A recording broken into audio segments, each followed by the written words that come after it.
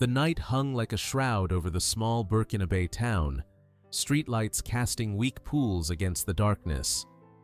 Captain Ibrahim Traoré felt the weight of his nation on his shoulders, yet tonight he sought something else.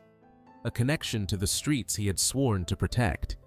No bodyguards, no ceremony. Just a man in plain clothes, in an unmarked SUV, watching his people from the shadows. "Slow down," he told his driver, eyes scanning the dusty roads where vendors had packed up for the evening, where children no longer played, where life retreated behind closed doors.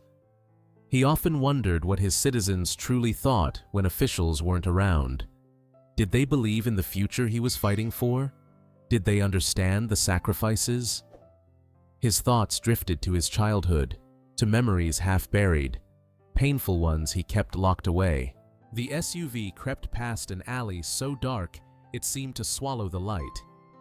Ibrahim's gaze was drawn to something, a shadow that didn't belong, the outline of a body on the ground. His heart quickened. "Stop the car," he commanded, already reaching for the door handle. "Sir, it's not safe to—" "Stop the car," Ibrahim repeated, his voice leaving no room for debate.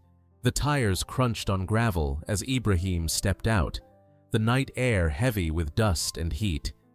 His security training made him scan for threats, but something stronger pulled him toward the figure on the ground, a humanitarian instinct that had survived war, politics, and power. As he approached, the smell hit him first. Unwashed body, desperation, abandonment. The man lay crumpled against a wall, his clothes little more than rags, his face obscured by dirt and an unkempt beard. Ibrahim knelt beside him, caution mingling with compassion. "Mon frère, tu vas bien?" he whispered, gently tapping the man's shoulder. The figure flinched, eyes fluttering open in panic, before settling into the vacant stare of someone who had given up hope. A sound escaped his parched lips, not words, but a moan of pure need. "Water, please," he finally managed, his voice a brittle leaf in the wind. Ibrahim signaled to his driver, who reluctantly brought over a bottle of water. With careful hands, he lifted the stranger's head, helping him drink without choking. Water dribbled down the man's chin, precious drops soaking into his ragged shirt. "Can you stand?" Ibrahim asked, but the man's eyes had already closed again, strength depleted by this simple exchange. Without hesitation, Ibrahim slid his arms beneath the stranger's frail body. He was shocked by how little the man weighed, like lifting a child, bones and skin with little else between. The driver's eyes widened as Ibrahim carried the unconscious figure toward the SUV. "Sir, he could be diseased, or dangerous." "Open the door," Ibrahim cut him off. "We're taking him to the shelter on Rue des Martyrs." In the back seat, the stranger's head lolled against Ibrahim's shoulder, his breathing shallow and uneven. Under the interior light, Ibrahim studied the man's face. Something about the angle of his jaw, the set of his brow even beneath the grime. A strange feeling crawled up Ibrahim's spine. Not danger, but something else. Something like recognition, but impossible. His mind was playing tricks on him. The shelter was a simple building, one of many Ibrahim had helped fund since taking office. The staff recognized him immediately, their shock poorly concealed as he carried the homeless man inside. "He needs care," Ibrahim said simply. "Food, water, medicine." The nurses sprang into action, guiding Ibrahim to place the man on a clean cot. They worked efficiently, cleaning wounds, checking vital signs, preparing an IV for hydration. Ibrahim stepped back, but couldn't bring himself to leave. He watched as they washed the stranger's face, revealing features previously hidden under layers of dirt. An hour passed. The man awakened, accepting broth with trembling hands. Ibrahim pulled up a chair beside him. "What's your name?" he asked gently. The man stared into his bowl, as if searching for his identity in the thin liquid. "I don't know my full name," he said, voice stronger but hesitant. "They called me Comey. I've been on the streets for years." His eyes seemed to drift backward in time. "I lost my family when I was a child. In the chaos, the war. I don't remember much." Ibrahim's spoon clattered to the floor. Comey.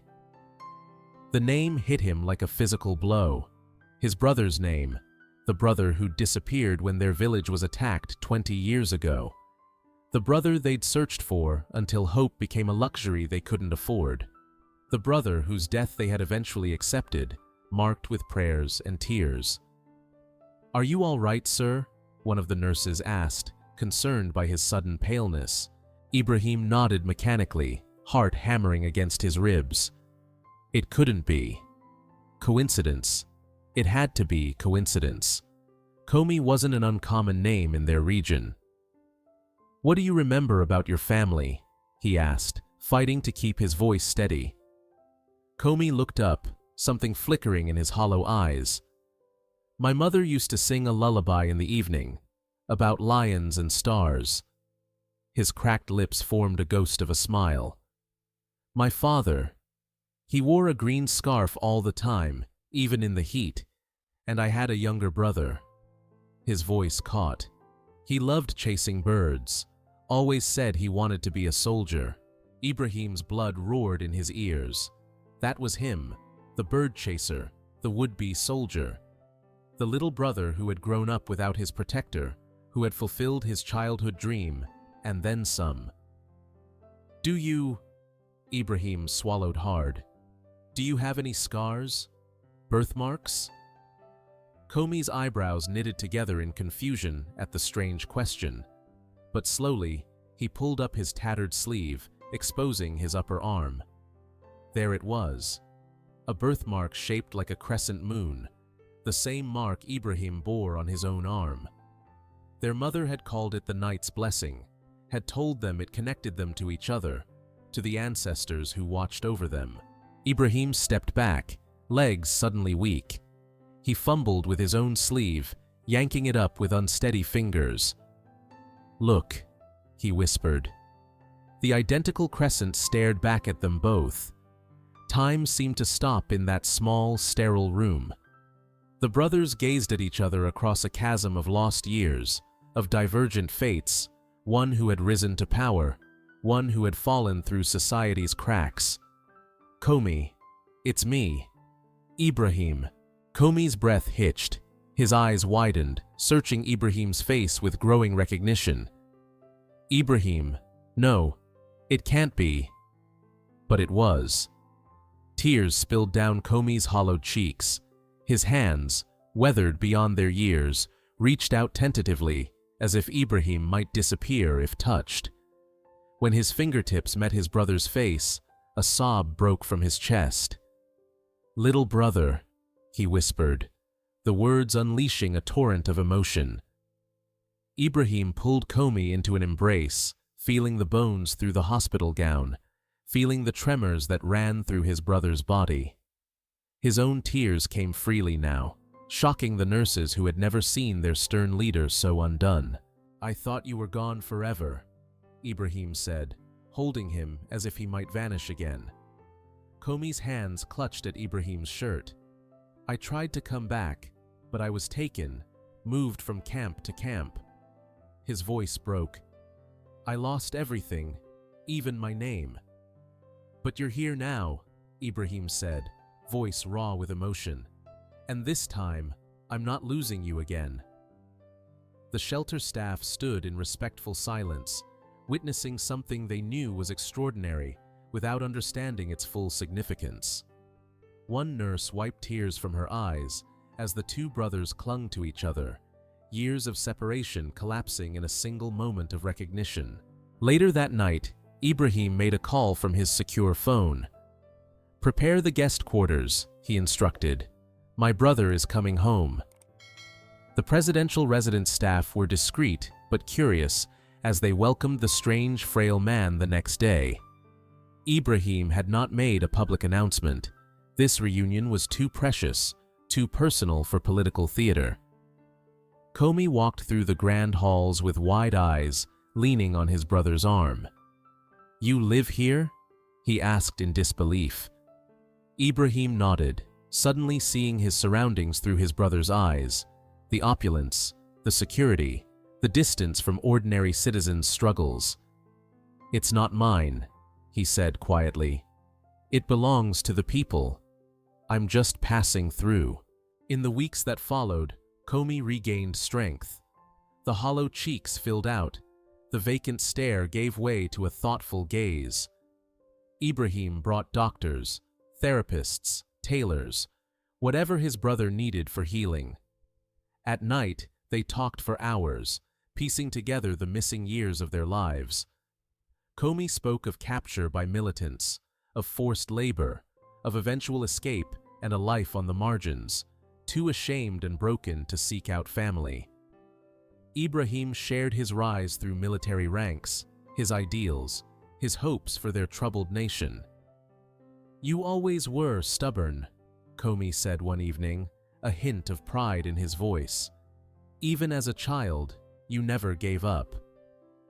Ibrahim smiled, remembering the boy he'd been. "I learned from my big brother."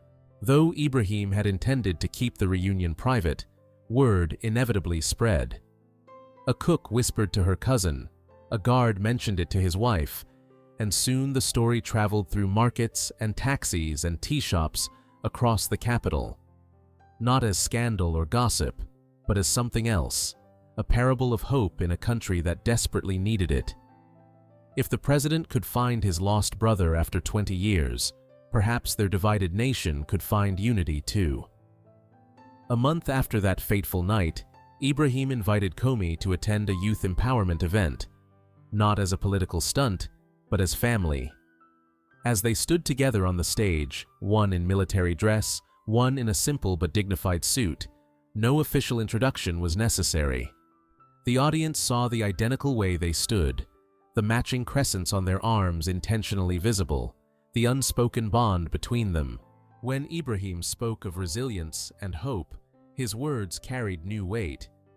When he talked about national unity, people understood he wasn't just reciting political rhetoric. "No citizen is forgotten," he told the crowd, his hand on his brother's shoulder. "No matter how far they have fallen, no matter how long they have been lost." That night, as they returned to the residence, Comey looked at his brother with clear eyes. "You found me in that alley for a reason," he said quietly. Ibrahim nodded. He didn't believe in coincidence anymore. Their reunion was either divine will or extraordinary luck. Either way, a miracle. "Perhaps I was the one who needed to be found," Ibrahim replied, understanding now that leadership without compassion was just power, and power without purpose was hollow. From that day forward, the brothers were rarely seen apart. The president who knelt beside a homeless man became known as a leader who remembered where he came from, and the lost brother who returned from the shadows became a symbol of the nation's resilience. Two brothers, one destiny. Finally reunited under the same crescent moon that had marked them from birth, not as president and vagrant, but as family bound by blood and by the scars of a history they had survived together.